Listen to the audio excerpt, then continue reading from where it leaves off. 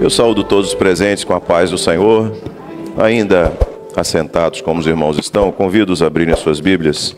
No Evangelho de Lucas, capítulo 7. Nós vamos ler a partir do verso de número 11. Lucas, capítulo 7, verso 11 em diante.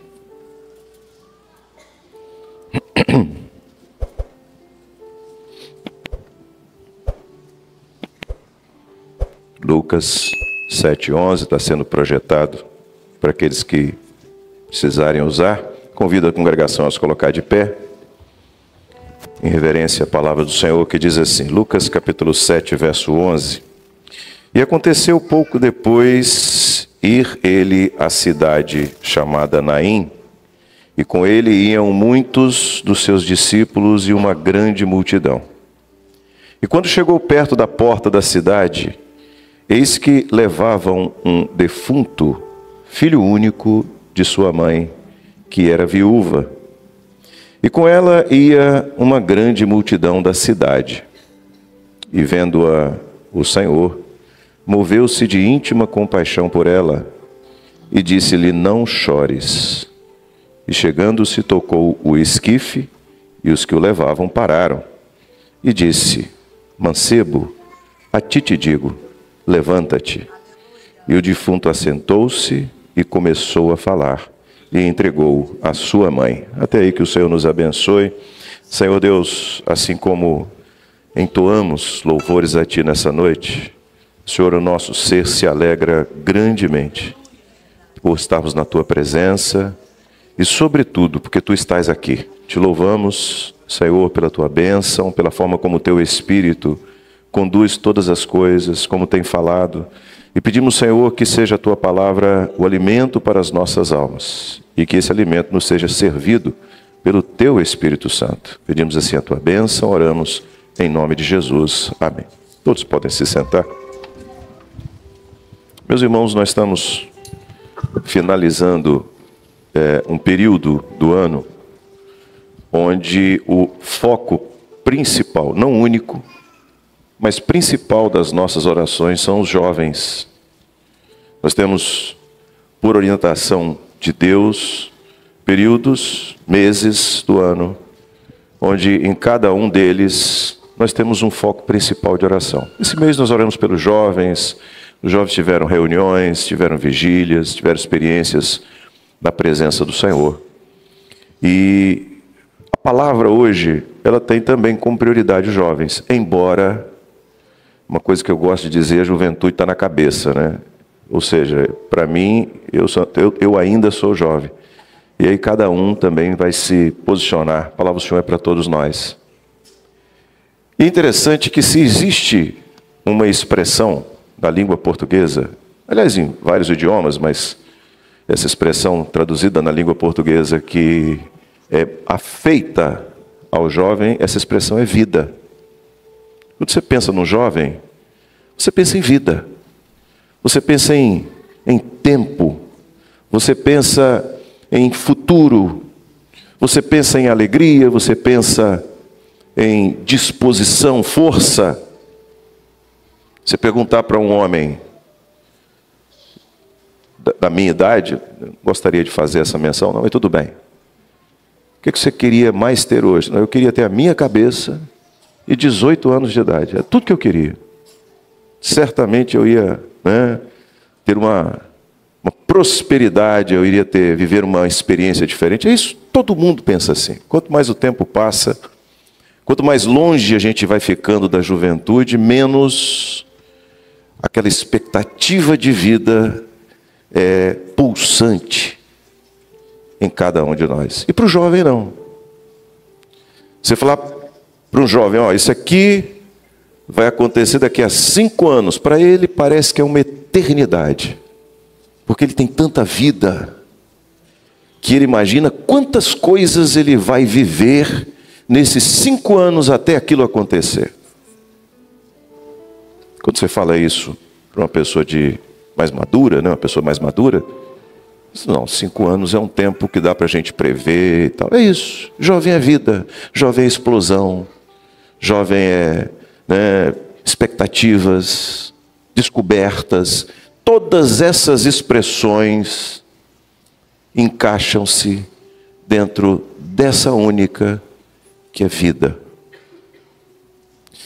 E aí a gente lê um texto nessa noite que mostra um jovem morto. Opa, mas por que isso? Que reflexão nós precisamos fazer?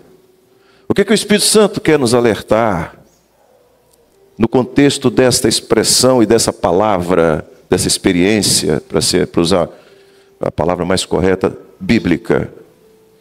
Ele quer falar sobre um aspecto na vida de cada um de nós que está acontecendo nessa noite, ou que pode estar acontecendo nessa noite. Nós vemos aqui dois contextos totalmente diferentes, dois cenários diferentes. O cenário de Jesus. Jesus estava no transcurso do seu ministério, e o ministério de Jesus, ele foi repleto de momentos que estão registrados na palavra, que iam entre sermões, mensagens que ele transmitia para a multidão, e milagres que ele realizava. Era assim. Jesus está falando a uma multidão, aí daqui a pouco anoitece. Jesus chama os discípulos assim: o povo está com fome, dá-lhes voz de comer. Senhor, nós nem temos dinheiro para comprar comida para todo mundo, e nem temos como alimentar um grupo estimado, imagine naquela época, em 12 mil pessoas. Como é que vamos fazer? Não tem iFood, não inventaram ainda esse trem. Como é que nós vamos alimentar esse povo? O que tens? O que tendes? Senhor, a gente só tem 5 pães e 2 peixinhos. O que nós temos não é nada. O que eu tenho para vir aqui à frente hoje falar para uma população que está aqui, de pessoas inteligentes, capazes? Não tem nada. O Senhor não tem nada, é pouquinho. Quando Jesus entra, o milagre acontece. Nas mãos de Jesus, o pouquinho vira milagre. O pouquinho do homem vira milagre. Alimentou todo mundo. As pessoas falavam, comentavam. Isso era Jesus. Andar com Jesus, e os discípulos viveram isso, era andar de mensagens de salvação em mensagem de salvação, e de milagres em milagres, de bênçãos, de curas, de operações. Esse era o cenário de Jesus. É por isso que havia sempre uma multidão seguindo Jesus. Jesus estava passando por uma cidade chamada Naim. Pode ser que eventualmente exista, me perdoe a ignorância, mas eu acho que é a única vez que o nome dessa cidade aparece na Bíblia. Se for diferente, depois eu corrijo. Não me ocorre agora. Cidade de Naim. Jesus passou por ali. Esse era um cenário. O outro cenário, que também tinha uma multidão, era totalmente diferente. Morte, luto, choro, saudade, dor, interrupção da vida de um jovem. Eu me lembro de um dia que eu tenho na minha memória como o culto mais difícil onde eu preguei. Culto de despedida de um garoto de 10 anos de idade. Que culto difícil. A gente olha e pensa assim: meu Deus, quanta vida que ficou para trás, que se perdeu. Esse é o nosso olhar humano. E esses dois cenários, essas duas histórias, esses dois trajetos, eles se encontram. E quando eles se encontram, aquilo ali não se tornou apenas um momento, apenas um encontro, apenas um momento de curiosidade. Que multidão é essa que vem de lá? Ah, é um homem chamado Jesus que anda pregando e fazendo milagres. E essa multidão quem é? Não, só que vamos respeitar. É um momento de dor. Já aquele primeiro momento de despedida tinha acontecido, já estavam indo para a sepultura. Alguém podia, depois daquele encontro, se fosse casual, depois lembrar: outro dia eu estava viajando com Jesus e aconteceu, a gente encontrou. Podia lembrar, né? Aquele momento difícil, aí passou aquele camarada chamado Jesus com um povo dele. Que lembrança! Eu quero dizer uma coisa nessa noite: não importa qual seja a sua trajetória, hoje ela está se encontrando com a de Jesus. E não é por acaso. Não foi por acaso que Jesus passou por ali. Ele passou porque havia um projeto do Pai para aquele jovem, para aquela mãe, para aquela família, para aquele povo, para aquela cidade. Não é por acaso que Jesus está aqui nessa noite e você também está. É porque Ele tem um projeto para a sua vida. Ele veio por você. Ele veio por mim também. Ele veio pela igreja. Mas é maravilhoso a gente entender que Ele veio por cada um de nós. Jesus se encontrou. Aquele encontro mudou tudo. Aquele encontro transformou tudo. A perda de vida que se percebia ali se tornou uma vida muito mais maravilhosa por causa do encontro com Jesus. Ele faz a mesma coisa hoje. Jesus se encontrou. E é interessante que o texto diz que ele fala sobre a situação familiar. Era uma viúva, ele era o filho único, né? Ela chorava ali. Mas a Bíblia não fala por que aquele cara morreu. Não fala. Não fala por que aquele jovem morreu. Ele pode ter morrido num acidente. Não me perdoe estar falando tanto nisso aqui, mas é o que o Espírito Santo quer mesmo. Ele quer nos fazer refletir mesmo. Ele pode ter morrido por causa de uma doença. Ele pode ter morrido por muita coisa. E o que acontece na vida do homem, e às vezes, e muitas vezes até na vida do jovem, é que ele também morre.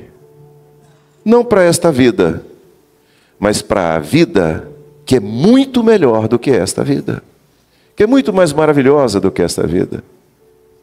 Para a vida que de fato nos faz ter a felicidade. O que é felicidade para o jovem? É efêmera, passa rápido. O que é felicidade para um povo que vem a esse lugar todo dia, com uma alegria incompreensível fora daqui, para glorificar ao Deus que tem dado tudo? Isso é felicidade. É uma felicidade que não termina quando o culto termina, ela continua. É uma felicidade que nos faz despertar numa segunda-feira de manhã e dizer: o Senhor é maravilhoso. E Ele vai ser maravilhoso comigo ao longo dessa semana, porque Ele nunca deixou de ser maravilhoso. Porque a experiência que eu tenho com Ele é verdadeira. Eu não vivo de uma pregação simplesmente. Eu conheço Deus a quem eu sirvo. Isso é vida. Vida é saber que não importa por onde eu terei que passar. O salmista dizia que ainda que eu andasse pelo vale da sombra da morte, eu tenho vida. Eu não vou temer mal algum, porque tu estás comigo. Isso é vida. Vida é poder dobrar o seu joelho ao lado da sua cama e saber que o Rei dos Reis, o Senhor dos Senhores está ao seu lado. Isso é vida. Vida é você estar diante de uma luta terrível e você ouvir de Deus: eu vou te abençoar, e você já sabe que você vai receber a bênção. Isso é vida. Vida é você saber que o seu futuro, a sua vida profissional, a construção do seu lar, a pessoa que o Senhor tem para você, as coisas que vêm em frente, os filhos, tudo está nas mãos de um Deus que não erra. Isso é vida. Vida não é a festa do próximo final de semana, não é a viagem. Nenhum problema para viajar. Vida não é o time de futebol que ganhou. Vida não é o videogame, vida não é... Eu estou tentando aqui trazer expressões do dia a dia dos jovens, que nem são afeitas ao meu dia a dia. Mas eu sei o que é vida. Porque Deus me deu vida e vida em abundância. Um trajeto da vida, o outro trajeto da morte. Um trajeto que levava o jovem ao fim. O outro trajeto trazia um novo começo para ele. Numa lógica bem cruel, mas muito objetiva da vida, nós estamos caminhando para o final dela. Eu tenho um tio, hoje ele tem 91 anos de idade. Não me lembro do aniversário de 83 anos dele. Eu guardei essa data. Tio, parabéns, feliz aniversário. Quantos anos você tem? Ele disse, mais uns 6 ou 7. Isso é vida. Desta vida. Você chega para um servo de Deus, quantos anos você tem? A eternidade inteira. Eu tenho a eternidade inteira pela frente. E mais, sejam quanto forem os meus dias, ou quantos forem os meus dias aqui na terra, eu tenho vida. Vida de verdade. Jesus chega, a Bíblia diz que aquele jovem estava num caixão. Esse caixão estava sendo levado por um grupo de homens. As pessoas, é normal, nada diferente do que nós estamos acostumados. Jesus chega e toca aquele conjunto, caixão, sendo levado por homens. O jovem não podia fazer mais nada. Ele não podia decidir mais nada. Ele não podia mudar aquilo que estava acontecendo. O seu gosto, o seu interesse, as suas decisões faziam absolutamente mais sentido ali. Ele estava sendo levado.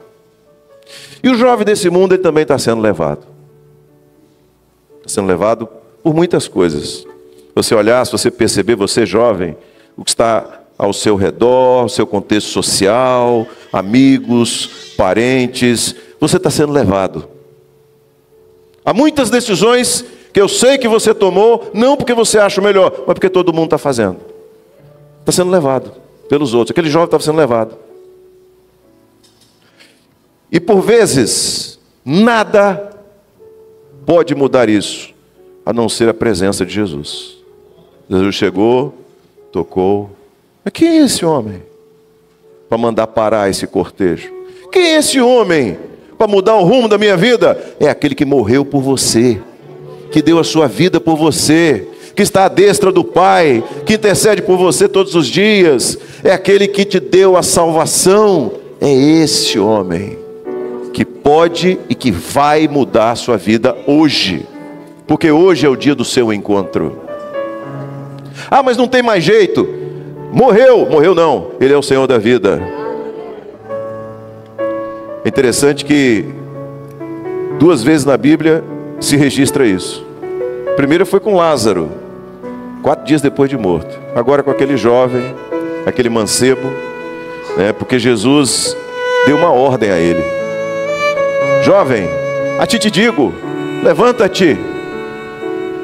Meus irmãos, não há voz que vença a barreira da morte como a voz de Jesus. Só a voz de Jesus rompe qualquer barreira que te impeça de ter uma nova vida hoje. É a voz dele. E Ele está falando desde o início desse culto. Ele está falando com você. A mensagem dele é para você. A palavra dele é para você. Ele está ao seu lado, como estava ao lado daquele jovem. Jesus olha para aquela mãe e diz assim: não chores. Eu já falei isso aqui. Não chores. Se fosse uma análise sociológica, filosófica, por que aquela mulher estava chorando? Ela tinha todos os motivos para chorar. Não chores. Senhor, como é que eu vou parar de chorar? Meu filho está morto. E eu já disse isso aqui. Isso é vida. Porque quando Jesus diz, vou fazer, Ele faz. Meu servo, descansa. Senhor, como é que eu posso descansar? Eu estou no meio do maior problema da minha vida, Senhor. Como é que eu posso descansar? Meu servo, descansa. Que agora não é com você não, é comigo. Agora não é o seu recurso, não é o meu recurso. Agora não é o seu poder, não, é o meu poder. Descansa. Meus irmãos, isso é vida. Isso é alegria, isso é vida em abundância. Que coisa maravilhosa. Não chores, porque hoje, nesse encontro, há uma mudança de vida.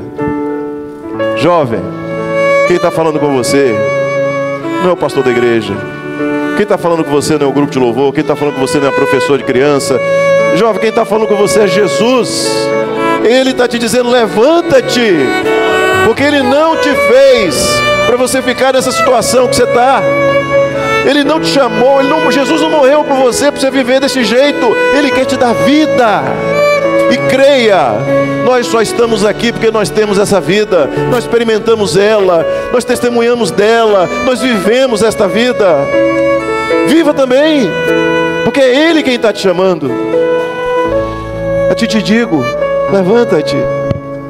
Que coisa maravilhosa, que simplicidade e ao mesmo tempo que poder. Esse é o culto da obra. Ele é simples, mas há anjos nesse lugar. O Espírito Santo de Deus está aqui. Jesus está presente. O Pai está presente. Ele se alegra quando nós nos reunimos para adorá-lo. Levanta-te. Sabe o que Ele fez? Ele fez o que nós vamos fazer agora. Ele se levantou e começou a falar. Você sabe por que a gente não cansa de pregar? Porque nós estávamos no lugar daquele jovem. Mas Jesus nos deu vida. Nós não cansamos de pregar, não cansamos de cantar, não cansamos de adorar esse Deus. Nós precisamos falar, nós precisamos anunciar, nós precisamos pregar, porque nós estamos pregando hoje. Porque nós éramos aquele jovem, mas hoje o Senhor nos deu vida.